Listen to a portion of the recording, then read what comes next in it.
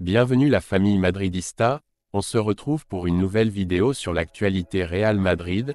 Le déclin défensif pèse lourdement sur le Real Madrid en Liga. Le problème qui vient à Madrid avec Mbappé. Ancelotti propose à Modric d'être son assistant s'il prend sa retraite à la fin de la saison.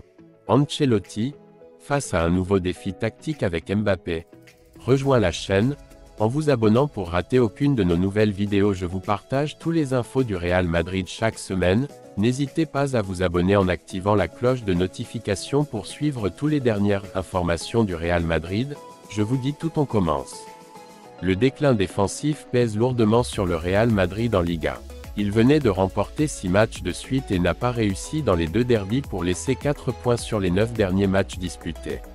Ancelotti dit que la défense est une tâche d'équipe, mais une tâche d'équipe lorsque chaque pion de la défense est à la hauteur et que c'est un échec.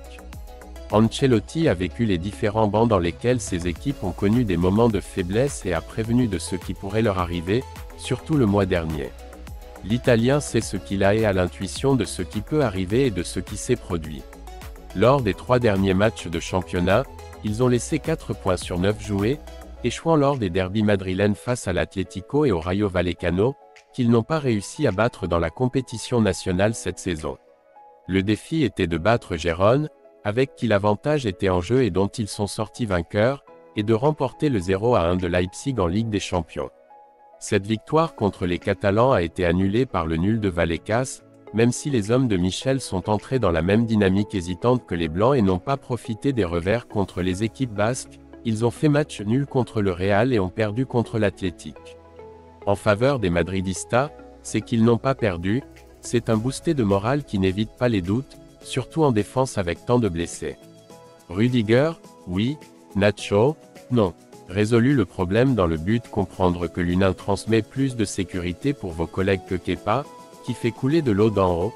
Heureusement pour Ancelotti, Rudiger avait-il fait face à la perte de Militao, qui a été à la hauteur avec Carvajal, le meilleur des derrière, en plus d'un Mendy si fort en défense comme inopérant dans accident vasculaire cérébral.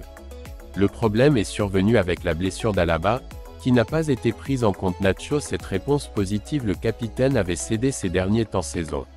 Sa mauvaise performance transmet l'insécurité, alors les compagnons et leurs erreurs sont laissées voir. Avec Rudiger également blessé, les vrais problèmes sont arrivés. C'est bien que Tchouaméni serve de patch pour un match voire 2, mais au final il montre que ce n'est pas sa place comme cela s'est produit contre le Rayo. Fran Garcia livre à chaque fois qu'il sort, mais son couloir fuit avec Vinicius et Nacho qui l'aident, tandis que les milieux de terrain ne le soutiennent pas non plus en devant couvrir d'autres fuites. Défendre, le métier de chacun. Ancelotti dit que la défense est une tâche d'équipe, mais une tâche d'équipe lorsque chaque pion de la défense est à la hauteur et que c'est un échec. Madrid se montre peu sûr de lui lorsque son rival est direct et se déplace avec agilité. Il ne parvient pas à marquer au pressing et doit se défendre dans la zone. Les rivaux atteignent trop facilement les abords de leur zone et créent du danger, sans marquage. Aussi en attaque ils échouent plus que nécessaire, il y a un manque de finesse dans la finition et surtout dans la dernière passe. Sans Bellingham, il y a un manque de clarté dans les idées, ce qui rend les choses difficiles faciles, la meilleure condition de l'anglais face aux buts rivaux.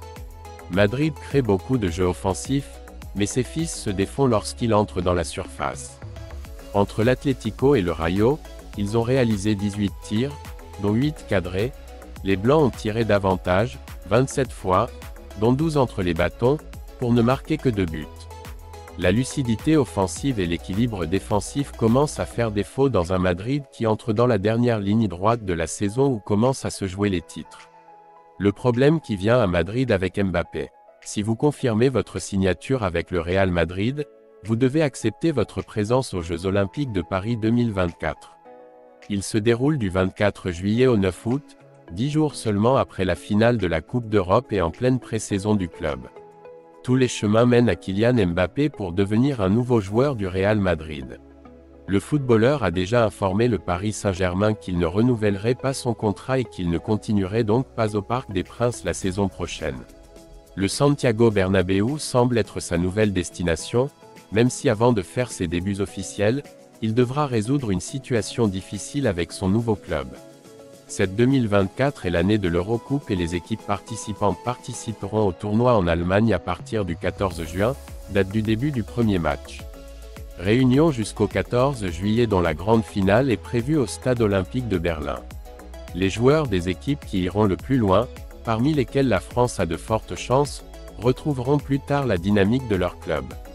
Les vacances, évidemment, ne sont pas pardonnables. Désormais, chaque année qu'il y a l'Euro, il y a aussi les Jeux Olympiques, qui auront lieu entre le 24 juillet et le 11 août. Cela chevauche pratiquement la Coupe d'Europe et le début de la Liga. Cette année, les Jeux Olympiques auront lieu à Paris, la ville où Mbappé est né et où il évolue dans l'élite du football ces dernières saisons. Sa présence en équipe de France pour cet événement n'est pas qu'une rumeur, elle va bien plus loin. Une question d'État. Le journal français, L'Équipe, rapportait déjà il y a quelques jours que l'intention de la FFF était de convoquer Kylian Mbappé, Antoine Griezmann et Raphaël Varane pour les Jeux Olympiques, le premier étant l'un des candidats pour être le porte-drapeau du pays lors de la journée d'investiture. Rappelons que cela est possible, étant donné que chaque pays peut convoquer jusqu'à 3 footballeurs de plus de 21 ans pour l'épreuve olympique. Pour ce faire, le joueur et son club correspondant doivent parvenir à un accord. Les Jeux Olympiques, pour le football, ne sont pas sous la protection de la FIFA, mais du CIO. Autrement dit, ce sont les clubs qui décident d'abandonner ou non leurs joueurs et ils n'y sont pas obligés. Ainsi, ce sont les footballeurs qui doivent négocier avec l'entité qui les rémunère. Tout le monde sait que j'ai toujours rêvé de jouer aux Jeux Olympiques. Après, ça ne dépend pas de moi, il y a beaucoup de paramètres en jeu, a récemment déclaré Mbappé dans les médias français à propos de la situation, tandis que Thierry Henry, sélectionneur de l'équipe de France des moins de 21 ans, a déclaré « Disons que je veux un joueur et que son club actuel accepte. S'il est transféré cet été, qui a dit que son nouveau club voudra le céder? Je ne sais pas où il finira, mais le club aura quelque chose à dire. Je ne l'ai pas encore contacté. Le tour, dans les airs. Ce sera un été compliqué pour les grands clubs européens, étant donné qu'un pourcentage élevé de leur effectif reviendra avec la pré-saison déjà commencée. Si l'on y ajoute également les Jeux Olympiques, cela chevauchera le début des compétitions nationales. À tout ce contexte, il faut ajouter que la présence de Mbappé sur une tournée de pré-saison peut conditionner et modifier les revenus de son futur club. Partir aux États-Unis avec la star française comme attraction n'est pas la même chose que sans lui. D'après dans les deux cas ces derniers étés, Madrid est entré 12 et 15 millions respectivement pour avoir disputé 4 matchs sur les deux circuits. Avec Kylian, le chiffre pourrait augmenter sensiblement. Une vraie patate chaude. Ancelotti propose à Modric d'être son assistant s'il prend sa retraite à la fin de la saison. Le Croate termine son contrat le 30 juin et ne semble pas accepter de continuer à jouer un rôle secondaire au Bernabeu. S'il ne raccroche pas les crampons cet été, il pourrait signer un dernier contrat aux États-Unis ou en Arabie Saoudite. La gestion de Carlo Ancelotti avec Luka Modric cette saison est l'un des points les plus importants du vestiaire blanc. Le milieu de terrain joue un rôle secondaire, après la consécration de joueurs comme Tchouaméni, Camavinga, Valverde et Bellingham, en plus de la bonne prestation de Brahim et du deuxième jeune de Kroos.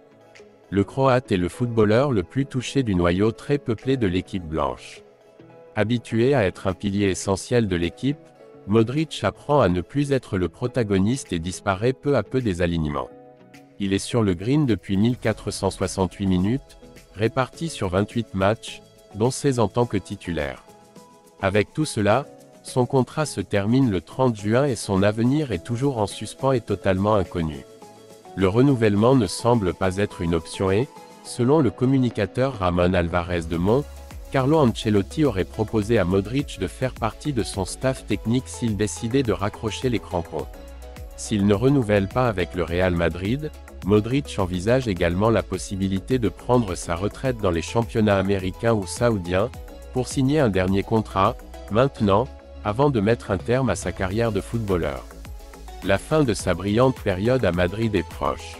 En septembre, il aura 39 ans et même s'il considère qu'il lui reste encore de l'essence dans le réservoir, il ne semble pas le faire au Santiago Bernabéu.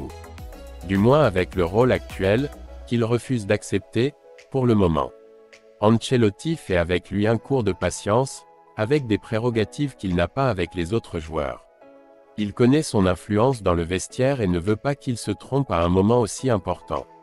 Ancelotti, face à un nouveau défi tactique avec Mbappé. Le 4-3-3 est la formation la plus utilisée par l'Italien depuis son arrivée à Madrid, mais cette année il l'a modifiée pour s'adapter à Bellingham. Il doit s'entendre avec Vinicius et voir s'il récupère le 4-3-3 avec Rodrigo ou Endrick, ou continue avec le 4-4-2 qui favorise l'anglais. Carlo Ancelotti est entièrement concentré sur cette saison. Cela le dérange qu'on lui pose des questions sur Mbappé, car il détourne le tir sur son travail, qui n'est autre que gagner la Ligue, profiter de l'avantage dont il dispose et essayer d'aller loin en Ligue des Champions, et si possible de le remporter pour égaler le doublé qu'il a réalisé il y a 2 saisons. L'Italien n'aime pas qu'on lui pose des questions sur le Français, qui lui donnera des mots de tête le moment venu. Il devra réfléchir à la manière dont il s'intégrera dans une équipe qu'il a façonnée au cours des 3 saisons où il a joué, dans laquelle il s'est appuyé sur de jeunes joueurs dans ce lent changement de génération que Madrid a opéré depuis le départ de Cristiano Ronaldo en 2018. Ancelotti a clairement indiqué qu'il est un grand stratège, qui conçoit des systèmes pour servir les joueurs et non l'inverse. Flexibilité tactique. La formation préférée d'Ancelotti au cours de ses 5 années au Real Madrid, y compris sa première étape, a été le 4-3-3 pour profiter du potentiel et de la classe de ses attaquants. Cette année, il a pris du recul avec le départ de Benzema et l'arrivée de Bellingham pour imposer le 4-4-2, avec un milieu de terrain en losange pour rapprocher l'anglais de la zone rivale et profiter de sa qualité devant, du but rival et passes décisives à Vinicius et Rodrigo. Bellingham, en plus d'agir comme un faux attaquant, travaille sans le ballon comme un autre milieu de terrain, ce qui renforce l'équipe dans son noyau. L'arrivée de Mbappé et Endrick viendra renforcer l'attaque composée de 3 attaquants et d'un milieu de terrain en plus de Jude. Vinicius, Rodrigo, Joselu et Brahim seront rejoints par l'Anglais et le Brésilien pour renforcer l'offensive de l'équipe, et en attendant ce qui se passera avec Arda Güler, s'il reste ou s'il est prêté. Mbappé, Vinicius et Bellingham, intouchables. Mbappé est titulaire avant d'arriver. Ancelotti est clair à ce sujet, tout comme la direction du club et tous les supporters du Real Madrid. Le Français sera intouchable, aux côtés de Vinicius et Bellingham dans les matchs décisifs. À partir de là, vous devez réfléchir à l'endroit où vous les placez, à ce qu'ils se comprennent et avec qui et comment vous les entourez. Les 2 options sont Rodrigo ou Endrick pour récupérer le 4-3-3 ou maintenir le 4-4-2 avec un milieu de terrain puissant avec Valverde, Camavinga, Tchouaméni, Kroos, sans oublier Brahim. Comme le dit Ancelotti lui-même, il y aura des matchs pour tout le monde, car il ne s'agit pas de mettre tout le poids de la saison sur les mêmes joueurs, et encore plus lorsqu'il faut supposer qu'ils sont tous internationaux et qu'ils auront besoin de repos, et les rotations. La flexibilité de l'Italien est un avantage pour ses joueurs, qu'il essaie de placer dans les positions où ils sont les plus performants, mais il devra élaborer un plan tactique différent lors du match par match de son équipe la saison prochaine.